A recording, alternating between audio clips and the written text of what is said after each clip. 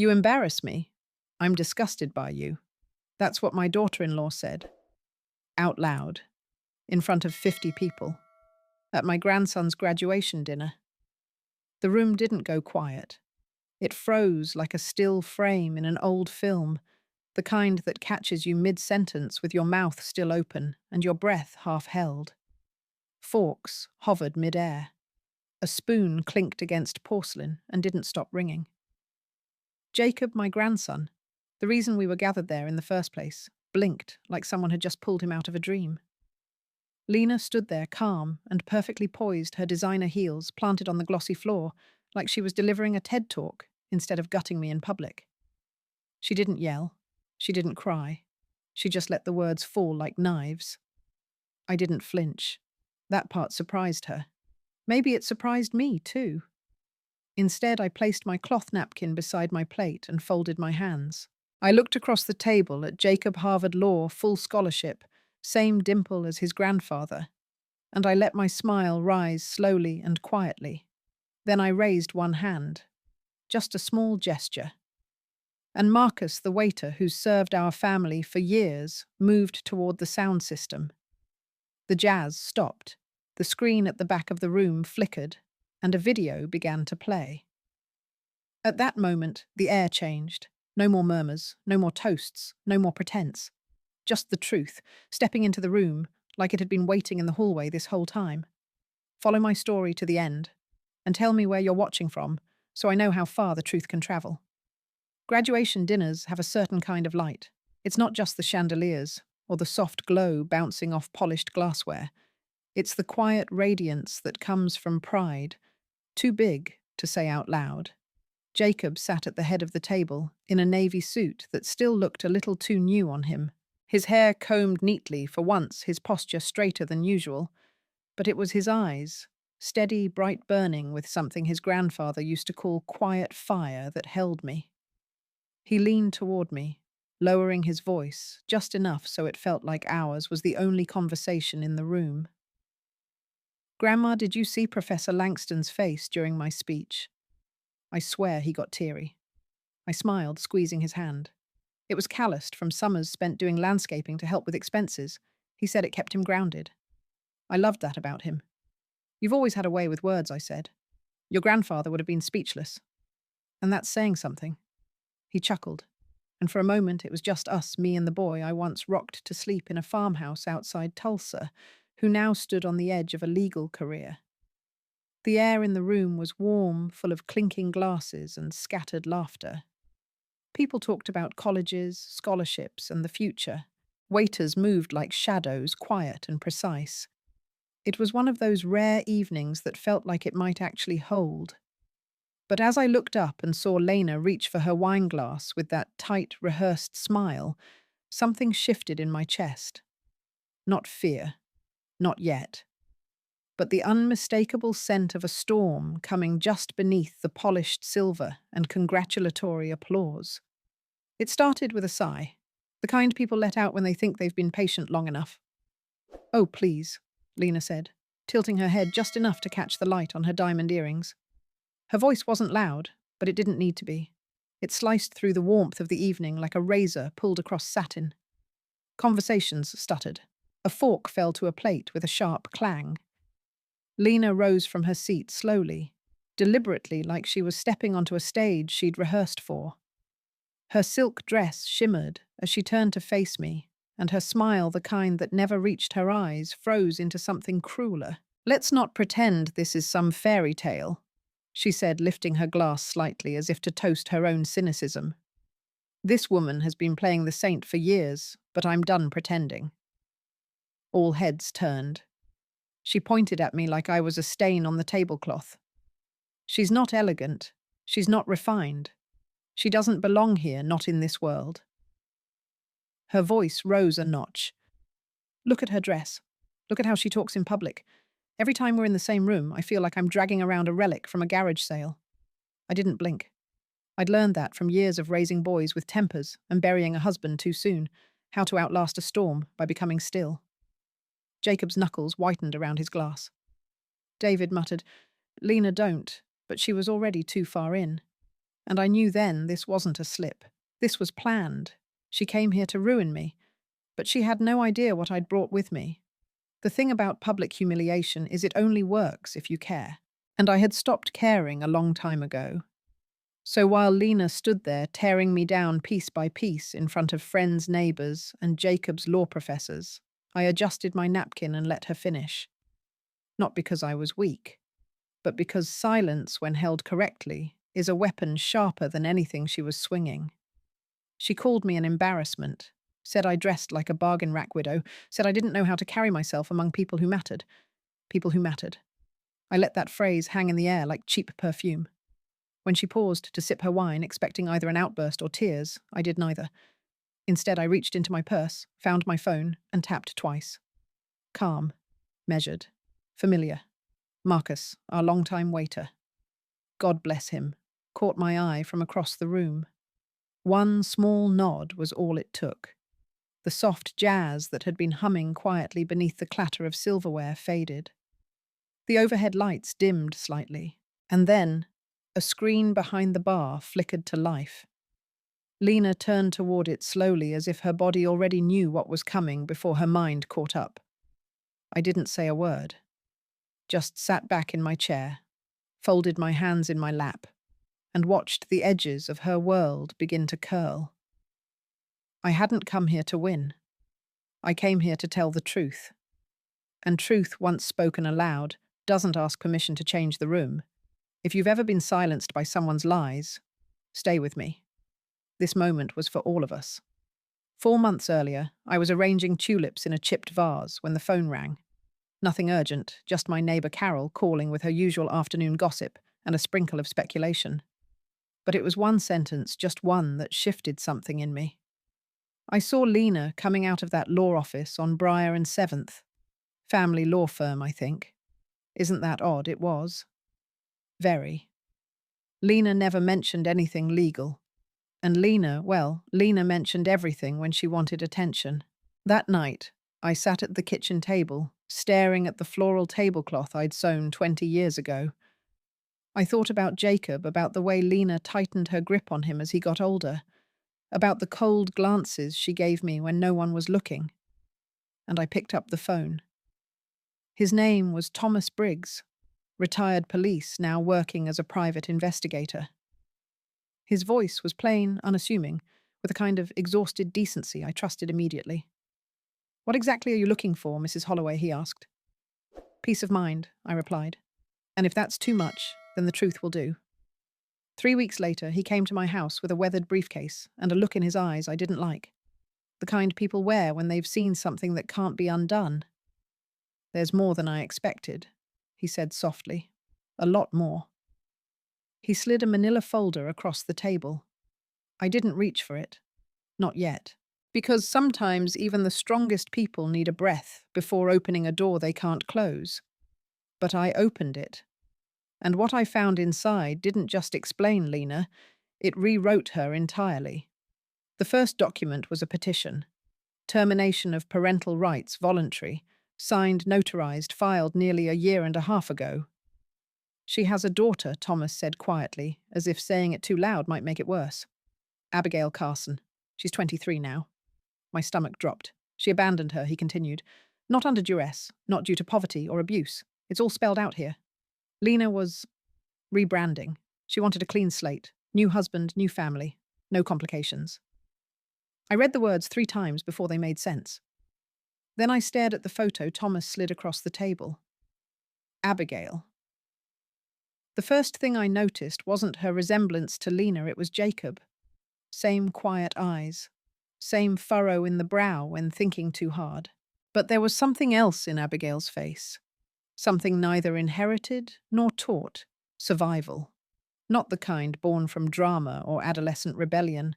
The kind carved slowly from years of being overlooked, left out, forgotten. "She's working 2 jobs," Thomas said. Night security during the week, barista on weekends, putting herself through a 2-year program at a community college in Portland. No family, no support, no net to fall into. I thought of the way Lena clutched Jacob's shoulders in public like a trophy, but never mentioned another child. Not once. And here this girl was her firstborn, living like a ghost, erased from every photo frame Lena displayed. It wasn't just abandonment, it was erased. And that's when something in me shifted. This wasn't about in-laws or old grudges anymore. It was about a girl who deserved to be seen. Back in the dining room, time had slowed to a crawl. Lena was still standing, but her hand trembled just enough for the wine in her glass to leave a smear along the rim. On screen, the image was crisp, too crisp. She was seated across from a lawyer in a glass-walled office, arms folded, face expressionless. The timestamp in the corner didn't lie 6 months ago. "So you're requesting full termination?" the lawyer asked, voice low but clear. "Yes," Lena's voice echoed through the dining room speakers. "No contact, no obligation. As far as I'm concerned, she no longer exists." A murmur moved through the room like a gust of wind before a thunderstorm. "No," Lena whispered, stepping back, as if retreating could unring the bell. But the screen kept playing, her face, her voice cold, precise, rehearsed. Across the table, Jacob sat motionless. His fork hung mid-air. He looked not at the screen, but at his mother. "Mum," he said, barely audible. "Who's she talking about?" No one answered. "Who is Abigail Carson?" And there it was, the name that hadn't been spoken in years. The name Lena thought she'd buried beneath polished floors and picture-perfect brunches. David turned to Lena, his mouth open, but no words came out. The room had collapsed into a different gravity now, one that pulled the truth like iron toward a magnet no longer able to stay hidden. I watched Lena crumble from the inside out, but I didn't flinch. I had already buried the woman I used to be, and tonight I was only here for what was owed. It took her less than 48 hours to start rewriting the story. By Monday morning, Lena had called my youngest daughter my niece in Atlanta, and somehow even Jacob's girlfriend. The same woman who had said she no longer exists was now sobbing on the phone, painting herself as the victim of a cruel ambush by her bitter mother-in-law. She said I'd been jealous for years, that I'd never accepted her, that I'd orchestrated a public humiliation to ruin her marriage because I couldn't stand not being the center of attention. And I'll give her this. Lena knew her audience. She knew exactly who to call first, who would hesitate before judging who might remember me as rigid, opinionated, a little too direct. She understood that controlling a narrative wasn't about denying the truth. It was about planting a more comfortable version before the real one could take root. By Tuesday, the calls started rolling in. "Mum, what's going on?" Sarah's voice over the phone was tight, cautious. "She said you hired someone to spy on her," she whispered. "She said you showed that video to humiliate her." I was standing in my garden when the call came, hands deep in potting soil, trying to anchor myself in something that still felt real. "She said you've been trying to destroy her marriage for years." I sat down on the stone bench near the roses and stared out at the empty yard. The war had begun, not with lawyers or court filings, but with whispers. And Lena had drawn first blood, not with facts, but with feelings. And feelings, especially when tangled in family, can poison faster than truth can heal. The knock came just after sunset. Soft, hesitant. The kind of knock you make when you're not sure if the door will open or if you want it to. I wiped my hands on a kitchen towel and opened the door to find a young woman standing on my porch, holding a canvas backpack and a folded denim jacket. Her hair was pulled back in a simple braid. No makeup, no pretense. "My name is Abigail," she said quietly. "Abigail Carson. I think we need to talk." For a second, I couldn't move. She looked so much like Jacob that it pulled something loose in my chest. Same steady gaze, same quiet wariness. "How did you find me?" I asked, voice barely above a whisper. She shifted the bag on her shoulder. When someone hires a private investigator to dig into your life, word eventually spreads, especially in a city like Portland.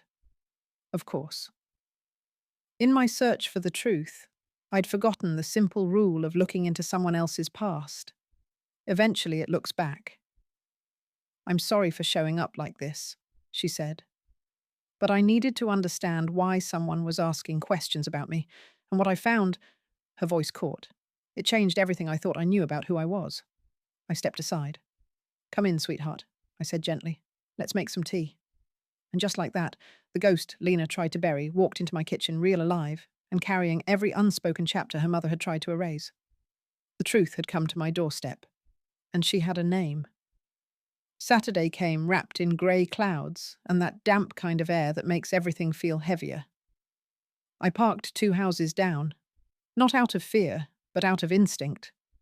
Old habits die quietly. Abigail sat beside me in the passenger seat, clutching a folder against her chest like a shield. Her dress was simple, borrowed, probably ironed with care. She wore the kind of expression I've only seen on veterans before a tribunal, steady, but built on muscle memory, not peace. "This is a bad idea," I said, not for the first time. "I'm not here to scream," she replied. "I'm here to be seen." I nodded and we walked up the front path together. David opened the door. His face went through at least 4 emotions in 2 seconds: recognition, disbelief, confusion, and then a calculated blankness. "Mum, I didn't know you were coming. I brought someone I think you should meet." I stepped aside. Abigail met his gaze head on. "Hello, David," she said softly. "I believe I'm your stepdaughter." From the kitchen, I heard a crash, then silence, then Lena's voice, too bright, too fast. "David, who's at the door?" We stepped inside and the air changed. Again, the family gathered in the living room with paper plates and sweet tea frozen mid-bite. Lena stood near the sink, hands wet, eyes wide. She saw Abigail. And for the first time in all the years I'd known her, Lena looked afraid. Abigail didn't yell. She didn't accuse. She just said, "You told the world I was dead. I came to remind you I'm not." And in that moment, everything Lena had built, every curated lie, began to tremble. The room held its breath. David stood with the folder in his hands, Abigail's folder full of court documents, receipts, a death certificate that was never real. He turned each page like he was peeling back layers of his own life, only to discover it wasn't his at all. "You paid someone to fake your death." His voice wasn't angry. It was quieter than that. It was broken. Lena moved toward him. "David, please just listen. It wasn't what it looked like. Abigail was difficult. I was young. I did what I had to do." Abigail didn't flinch. She stood in the center of the living room, surrounded by people who'd never heard her name until 10 minutes ago, and still she didn't shrink. "I was 15, she said evenly, "getting A's, working part-time, taking care of my grandmother. The only thing I was difficult about was wondering where my mother went." Lena spun toward her. "You were angry. You didn't want help. You made it impossible, you left," Abigail said, calm like stone. "And then you erased me. That's not hard to understand." Elliot stood now, his face pale, eyes flickering between them. "You said she didn't exist," he whispered, "but she's standing right here." David placed the folder down on the coffee table and turned to Lena. "You lied to me," he said, "to all of us." Then, steady as a man who had already made up his mind, he added, "Pack your things." And that was it. No yelling, no lawyers. Just a quiet undoing of a marriage built on rot. And Lena finally had nothing left to hide behind. If you've ever been doubted for speaking the truth, share your city in the comments. You're not alone. 6 months later, the house was fuller than it had been in years. The Sunday roast was almost ready. The kitchen windows fogged gently from the steam, and the air smelled like rosemary butter and something older, something rooted in memory. Jacob stood at the counter slicing bread, offering running commentary about Abigail's upcoming finals. She rolled her eyes, but didn't hide the smile curling at the edge of her lips. David was in the den, assembling a shelf she didn't ask for, but secretly appreciated. Abigail had moved into the guest room 3 weeks after the confrontation. Not because she needed charity, but because Jacob insisted, "You can't be the only one in the house with actual law school notes. She's different now. Softer in some places, stronger in others. She laughs more, sleeps deeper, eats without glancing at the clock. But sometimes, when she thinks no one's watching, she still folds her hands tightly in her lap, like she's bracing for news that someone's leaving again. I see her, and I make sure she knows it. She calls me Grandma now, not out of obligation, but out of something deeper. A quiet agreement between two women who survived different storms and decided to build something sturdier from the wreckage. After dinner, she helped me clear the table. When she reached for the last plate, she paused. "Thank you," she said, "for not letting me stay invisible." I took her hand warm and real in mine and said the only thing that felt true. "You did the hard part." I just turned on the light. The truth didn't just fracture Lena's story, it made space for ours to begin. "So tell me, what would you have done in my place? Have you ever carried a truth too heavy to speak? Comment below and let me know where you're watching from so I can see just how far this story has traveled. And if you're still here, thank you. I have a feeling you understand more than most. Some truths don't knock, they wait. Wait until you're strong enough to hold them, or tired enough to stop pretending they don't matter. For years, I thought silence was grace, that letting things slide, swallowing discomfort, was what made you dignified. But silence unchecked can become complicated, and dignity without truth is just a well-dressed prison. Lena didn't just abandon a child, she abandoned the idea of being accountable. She curated a life so carefully that even those of us closest to her forgot to ask what was missing from the frame. But Abigail reminded me the people left out of the picture still exist. They still hope, still try, still hurt. And sometimes all it takes is one person to say, "I see you," for their whole life to shift. I learned that protecting a family doesn't always mean keeping it intact. Sometimes it means breaking it open so light can get in. Because the hardest stories to tell aren't the ones about villains. They're the ones where someone you love becomes the reason another person had to fight alone. But healing isn't loud. It happens in kitchens over tea. It happens in the way someone finally lets go of the edge of their chair. It happens when a girl who thought she was erased walks into a home that calls her by name. So if you're holding a truth quietly, painfully alone, know this. The truth is never the enemy. Shame is. And the moment you stop carrying someone else's shame, you begin to write your own ending, one with windows and open doors. Coming up next, two other stories our viewers loved because sometimes the quietest people carry the loudest truths.